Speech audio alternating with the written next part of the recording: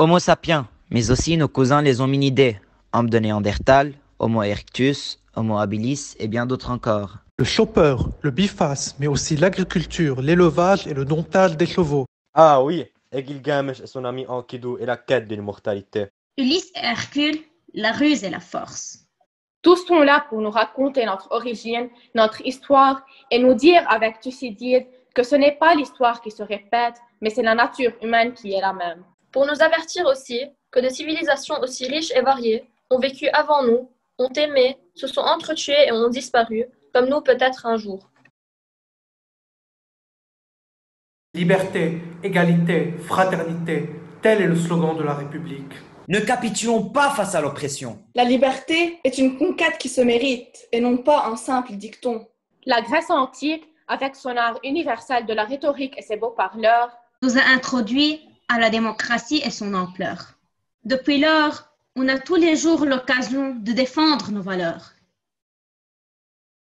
La biodiversité est en danger. Le changement climatique est une réalité. La planète sur laquelle on vit devient une fournaise. Il faut agir en urgence, et ce, tous ensemble. La solidarité est le seul moyen de surmonter les difficultés. L'entraide n'est pas une scène à jouer, ni une supercherie. C'est une cohésion sociale entre tous. On a tous besoin d'un plus petit que soi, comme Jean de La Fontaine l'a si bien dit. Qu'est-ce que les Lumières, disait Kant? C'est la sortie de l'homme de sa minorité dont il est lui-même responsable. Mais pour sortir de sa minorité et apprendre à marcher seul, une seule chose est requise. Apprendre à penser par soi-même. Telle est la vraie force de notre éducation, et non pas une révolution qui n'abolit pas les préjugés ou qui nous en donne bien d'autres, mais une réforme de la méthode de pensée.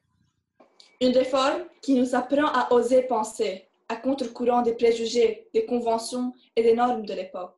Comme Newton et sa pomme qui lui tombe sur sa tête et qui a compris que c'est la lune qui tombait sur la terre. Ou Galilée et le vertige qu'il donnait aux hommes incultes à force de faire tourner la terre. Alors, heureux soit l'apprenti savant qui ose le difficile apprentissage du protocole expérimental critique. Et bien heureux soit l'initié qui affronte les ardues questions mathématiques et les épineux problèmes philosophiques. Voilà la éducation dont nous sommes si fiers.